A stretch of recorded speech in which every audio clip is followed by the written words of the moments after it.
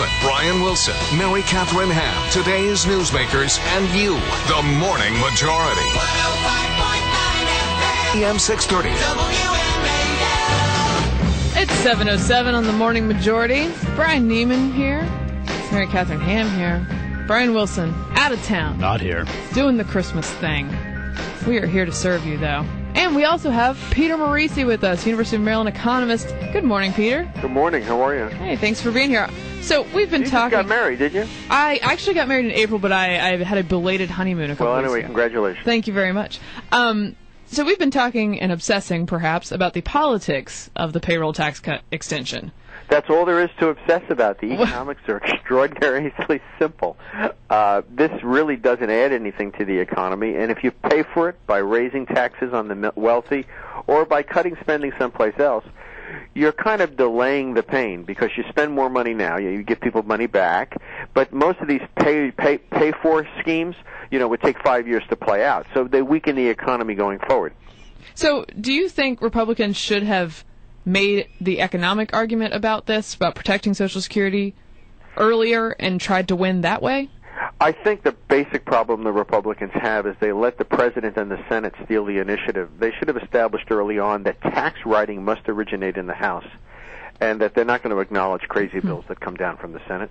They're just not going to take them up, and that they're welcome to work on a bill they send over there. And if they want to establish a conference committee, they should do that. If there are differences.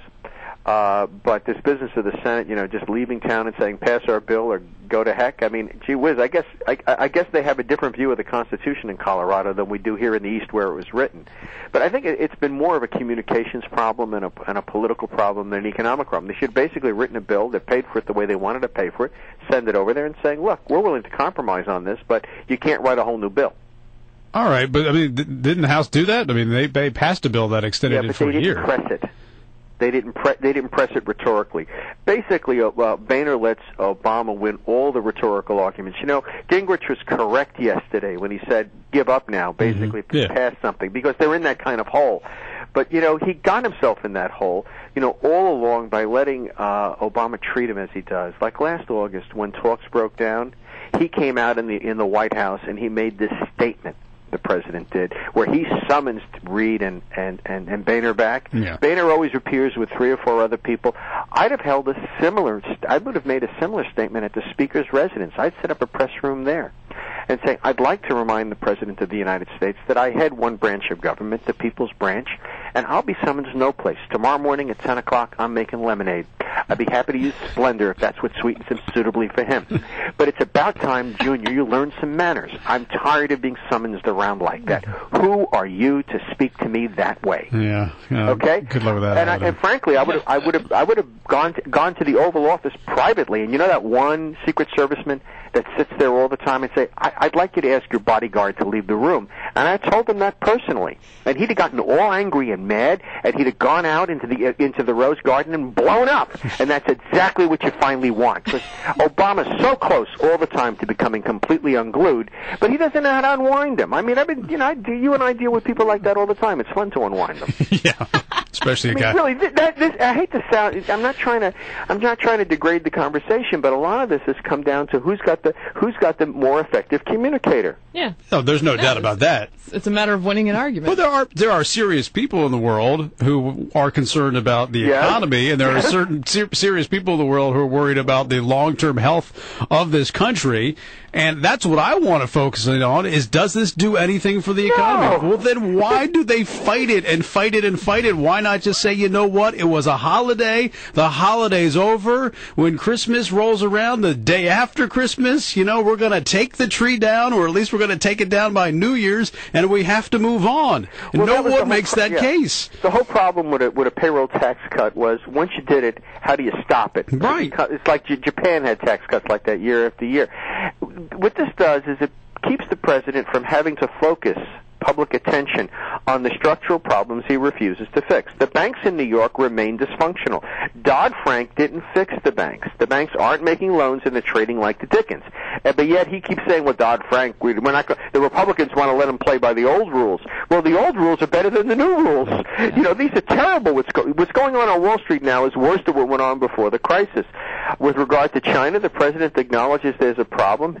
Economic advisors, after they leave the White House, say there's a problem, but he won't do anything about it. His inaction is the problem, and he uses this to sort of paper it over. Basically, we have a lousy economy because the guy hasn't done his job. Right. And now you have to make the case of that. A lot of Americans look at that and they go, what the heck is Dodd-Frank? They don't even know what Dodd-Frank is. Well, they don't know about manipulation of currency. That's way over their head. Wait, hold on a second. What I can basically say is this. Look, we're importing all this stuff at the Walmart. It's costing Americans jobs. It's unfair. We need to fix it. America needs more energy. Electric cars aren't going to fix the problem right away, so I have to drill, as opposed to picking on oil companies. And the banks aren't lending money. Instead, they got rich on your money. Mistakes have been made. I was part of them. I'm going to go fix it. That's how you make it simple. You read my columns. I have no problem making this simple. But the thing is, he doesn't want to do these things because he gets all his campaign money on Wall Street and in Silicon Valley. All right? Mm-hmm. And he's basically afraid of the Chinese. Let's be clear.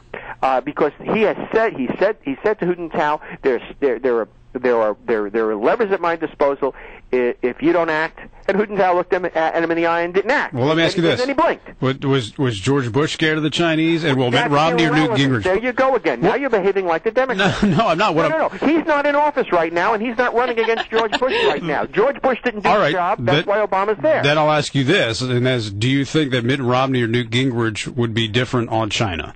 Romney, yes. Gingrich, no. When given the chance, when given a chance for an applause line, Gingrich will throw out something about China. With Romney, it's a major part of his platform. He says the first two things he's going to do when he gets into office is drill for oil and do business with China. Now, he's the only candidate out there saying it. I'm not saying he will do it, but he's the only candidate who's made it a major plank in his platform. In fact, I wrote about that. I wrote a column a couple of weeks ago that basically said that Gingrich doesn't have the kind of economic platform that will permit him to be elected. It's very complex and complicated. It looks like a professor wrote it. Right. Excuse me. Well, because we've been talking about... Go ahead. Go ahead. Sorry, because we've been talking about the payroll tax cut extension, we have been sort of happily ignoring Europe. Are we headed for a fall in 2012? Well, if Europe falls, we're going to fall because it's going to be terrible over there. What they did yesterday is started running the printing presses 24/7. I mean, it's massive quantitative easing. The question is, will that be enough to finance the European governments? The European Central Bank won't buy the European government's debt. Instead, what it's doing is loaning massive amounts of money to the banks because they're about to fail in hopes that they will buy the debt. It's questionable whether that will happen. You know, even the Federal Reserve has trouble getting the 6 big New York banks or the 10 big New York banks to act in unison. Over there, the ECB is dealing with about 25 banks across 17 countries, even more because you have to count the British, and getting them to act in the way that is needed so it can in a veiled way buy the government debt is difficult. But that's what it comes down to. I know that's complex, but the answer is we don't know. But Europe is extraordinarily vulnerable, and if it goes down, it's